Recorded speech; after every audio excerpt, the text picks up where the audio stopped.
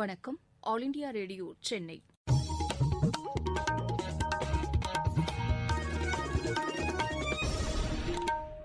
மாநிலச் செய்திகள் வாசிப்பவர் வடிவழகி கபிலன். தலைப்புச் செய்திகள்: மருத்துவ படிப்புகளுக்கு நீட் நுழைவுத் தேர்வு வேண்டாம் என்பதே தமிழக அரசின் நிலைப்பாடு என்று முதலமைச்சர் திரு எடப்பாடி பழனிசாமி தெரிவித்துள்ளார். மருத்துவ படிப்புகளுக்கான கலந்தாய்வில் போலி இருப்பிடச் சான்றிதழ் கண்டறியப்பட்டால் கடும் நடவடிக்கை எடுக்கப்படும் என்று மக்கள் நல்வாழ்வுத்துறை அமைச்சர் டாக்டர் விஜயபாஸ்கர் எச்சரித்துள்ளார். வடகிழக்கு பருவமழையை ஒட்டி தமிழகத்தில் 19,655 நிவாரண முகாம்கள் தயார் நிலையில் உள்ளதாக உள்ளாட்சித்துறை அமைச்சர் திரு எஸ் பி வேலுமணி தெரிவித்துள்ளார். பெங்களூரு தொழில்நுட்ப உச்சி மாநாட்டை பிரதமர் திரு நரேந்திர மோடி இன்று காணொலி காட்சி வாயிலாக தொடங்கி வைக்கிறார். ஒர்லாண்டோ சேலஞ்சர் டென்னிஸ் போட்டியின் ஆடவர் ஒற்றையர் பிரிவு காலிறுதி சுற்றுக்கு இந்தியாவின் பிரஜ்னேஷ் குன்னேஸ்வரன் முன்னேறியுள்ளார். இனி விரிவான செய்திகள். மருத்துவ படிப்புகளுக்கு நீட் நுழைவுத் தேர்வு வேண்டாம் என்பதே தமிழக அரசின் நிலைப்பாடு என்று முதலமைச்சர் திரு எடப்பாடி பழனிசாமி தெரிவித்துள்ளார். கோவை விமான நிலையத்தில் நேற்று செய்தியாளர்களிடம் பேசுகையில் இதனை அவர் தெரிவித்தார். புதிய கல்விக் கொள்கை குறித்து தமிழக அரசு அமைத்துள்ள குழு அளிக்கும் அறிக்கையின் அடிப்படையில் நடவடிக்கை எடுக்கப்படும் என்று அவர் கூறினார். வடகிழக்கு பருவமழையை எதிர்கொள்ள தமிழக அரசு தேவையான முன்னெச்சரிக்கை நடவடிக்கைகளை மேற்கொண்டுள்ளதாகவும் அவர் தெரிவித்தார்.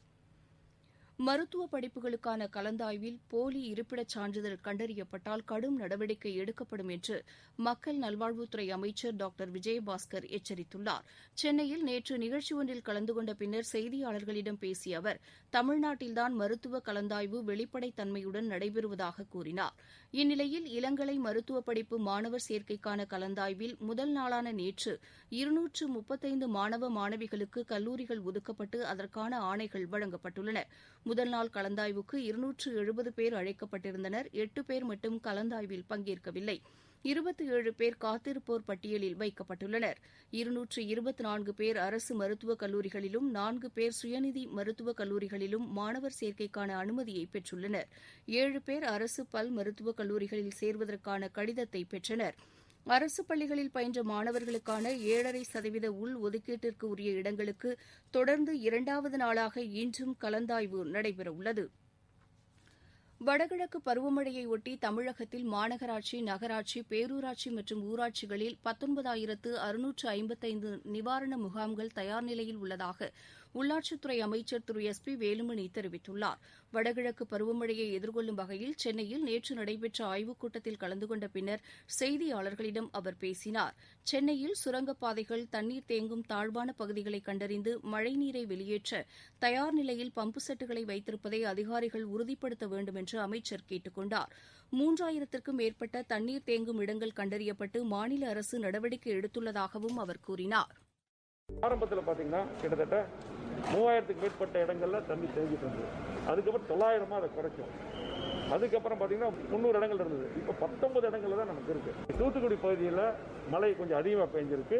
தூத்துக்குடியில் இருக்கக்கூடிய பக்கத்தில் இருக்கக்கூடிய மாநகராட்சி அதிகாரிகள் தேவையான எக்யூப்மெண்ட்ஸ் எல்லாமே டீம் போட்டு தூத்துக்குடிக்கு நாங்கள் அனுப்பியிருக்கோம். இன்னும் நம்ம நிறைய பக்கம் மழைநீர் சேகரிப்பு எல்லாமே புனரமைச்சு இருக்கிறங்காட்டி நிறைய தண்ணி பூமிக்கடியில் போய் கிரவுண்ட் லெவல் வாட்டர் நமக்கு அதிகமாக இருக்கு.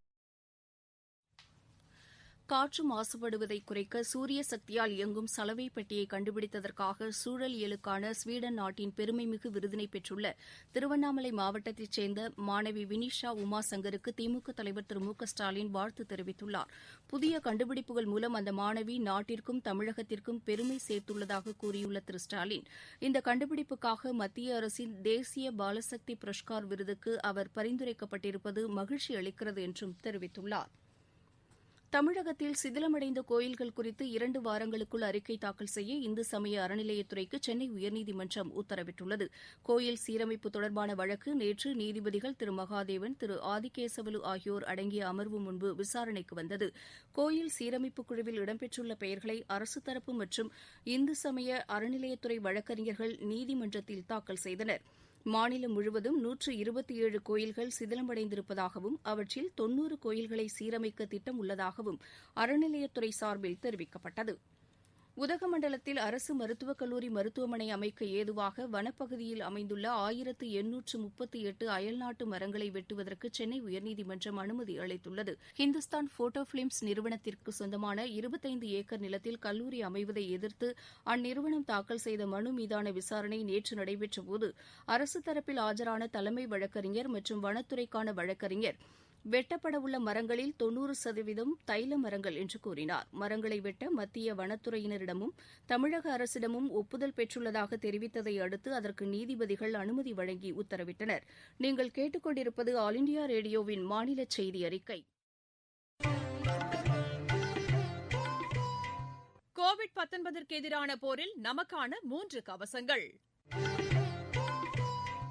முகக்கவசம் அணிவோம், தனிநபர் இடைவெளியை கடைபிடிப்போம், கை மற்றும் முக சுத்தம் பராமரிப்போம்.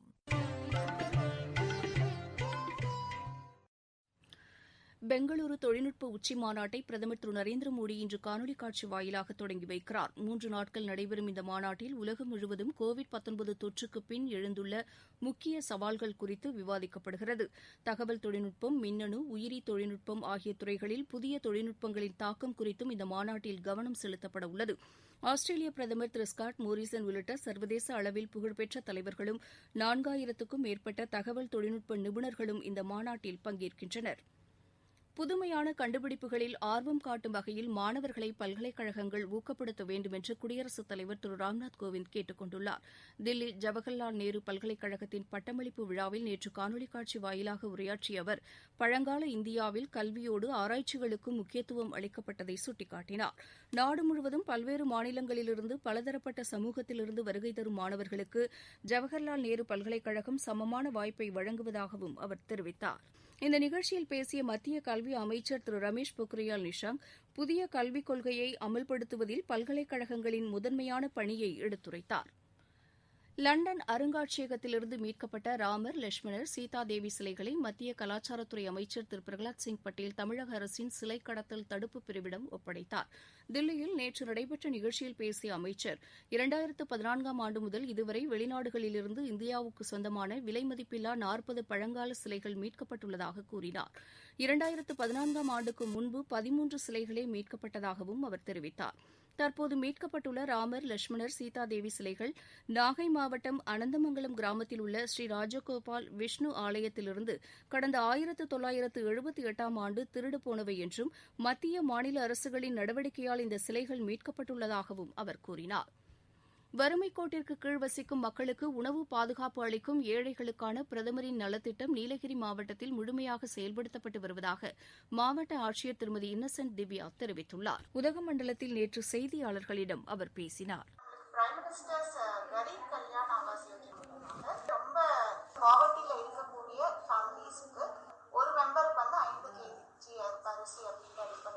நீலகிரி மாவட்டம் பொறுத்த வரைக்கும் மே முதல் இந்த மாதம் வரைக்கும் 12,239 மெட்ரிக் டன்ஸ் ரைஸ் நம்மளுக்கு கிடைச்சிருக்கு. அது போக கோதுமையும் நம்மளுக்கு ஜூலைல இருந்து கிடைச்சிட்டு இருக்குது. அதுல 456 மெட்ரிக் டன் இது வரைக்கும் நம்மளுக்கு கொடுத்துருக்காங்க. இங்க இருக்கிற அந்த லேபரர்ஸ் கேட்டகரி, அது போக பழங்குடியினர், இவங்களுக்கு இது ரொம்ப மிகப்பெரிய வரப்பிரசாதமாக இருக்குது. குமரிக்கடல் பகுதியில் நிலவும் மேலடுக்கு சுழற்சி காரணமாக தமிழகம் மற்றும் புதுச்சேரியில் ஒரு சில இடங்களில் இன்று இடி மின்னலுடன் கூடிய லேசானது முதல் மிதமான மழை பெய்யும் என்று சென்னை வானிலை ஆய்வு மையம் தெரிவித்துள்ளது. சென்னை மற்றும் புறநகர் பகுதிகளில் வானம் மேகமூட்டத்துடன் காணப்படும் என்றும் நகரின் சில பகுதிகளில் லேசான மழை பெய்யக்கூடும் என்றும் அந்த மையம் தெரிவித்துள்ளது. இருவரிச் செய்திகள். பிரதமர் திரு நரேந்திர மோடி லக்சம்பர்க் பிரதமர் திரு சேவியர் பெட்டல் இடையேயான மெய்நிகர் உச்சி மாநாடு இன்று நடைபெறவுள்ளது. பெர்லினில் கோவிட்-19 தொற்றை கட்டுப்படுத்த புதிதாக பிறப்பிக்கப்பட்ட கட்டுப்பாடுகளை எதிர்த்து போராட்டம் நடத்திய 365 பேரை ஜெர்மன் காவல்துறையினர் கைது செய்தனர். HIV-யை கட்டுப்படுத்த இந்தியா மேற்கொண்ட தடுப்பு நடவடிக்கைகள் கோவிட்-19 தொற்று காலத்தில் பயனுள்ளதாக இருந்தது என்று மத்திய சுகாதாரத்துறை அமைச்சர் டாக்டர் ஹர்ஷவர்தன் தெரிவித்துள்ளார்.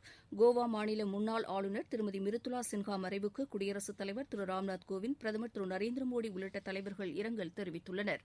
தமிழகத்தில் கோவிட்-19 தொற்றிலிருந்து நேற்று 2311 பேர் குணமடைந்துள்ளதாக மக்கள் நல்வாழ்வுத்துறை தெரிவித்துள்ளது. விளையாட்டுச் செய்திகள். ஒர்லாண்டோ சேலஞ்சர் டென்னிஸ் போட்டியின் ஆடவர் ஒற்றையர் பிரிவு காலிறுதிக்கு இந்தியாவின் பிரஜ்னேஷ் குணேஸ்வரன் முன்னேறியுள்ளார். அமெரிக்காவில் நேற்று நடைபெற்ற காலிறுதிக்கு முந்தைய சுற்றில் சீன தாய்பேய் வீரர் போட்டியின் இடையிலேயே விலகிக் கொண்டதால் குணேஸ்வரன் வெற்றி பெற்றதாக அறிவிக்கப்பட்டது. எகிப்தில் நடைபெற்று வரும் சர்வதேச ஒபன் டென்னிஸ் போட்டியில் இந்தியாவின் பாந்தியா ஆடவர் ஒற்றையர் பிரிவில் காலிறுதிக்கு முந்தைய சுற்றுக்கு முன்னேறியுள்ளார். மீண்டும் தலைப்புச் செய்திகள். மருத்துவ படிப்புகளுக்கு நீட் நுழைவுத் தேர்வு வேண்டாம் என்பதே தமிழக அரசின் நிலைப்பாடு என்று முதலமைச்சர் திரு எடப்பாடி பழனிசாமி தெரிவித்துள்ளார். மருத்துவ படிப்புகளுக்கான கலந்தாய்வில் போலி இருப்பிடச் சான்றிதழ் கண்டறியப்பட்டால் கடும் நடவடிக்கை எடுக்கப்படும் என்று மக்கள் நல்வாழ்வுத்துறை அமைச்சர் டாக்டர் விஜயபாஸ்கர் எச்சரித்துள்ளார். வடகிழக்கு பருவமழையை ஒட்டி தமிழகத்தில் 19,655 நிவாரண முகாம்கள் தயார் நிலையில் உள்ளதாக உள்ளாட்சித்துறை அமைச்சர் திரு SP வேலுமணி தெரிவித்துள்ளார். பெங்களூரு தொழில்நுட்ப உச்சி மாநாட்டை பிரதமர் திரு நரேந்திர மோடி இன்று காணொலி காட்சி வாயிலாக தொடங்கி வைக்கிறார். ஒர்லாண்டோ சேலஞ்சர் டென்னிஸ் போட்டியின் ஆடவர் ஒற்றையர் பிரிவு காலிறுதிச் சுற்றுக்கு இந்தியாவின் பிரஜ்னேஷ் குணேஸ்வரன் முன்னேறியுள்ளார். இத்துடன் இந்த செய்தி அறிக்கை நிறைவு பெற்றது.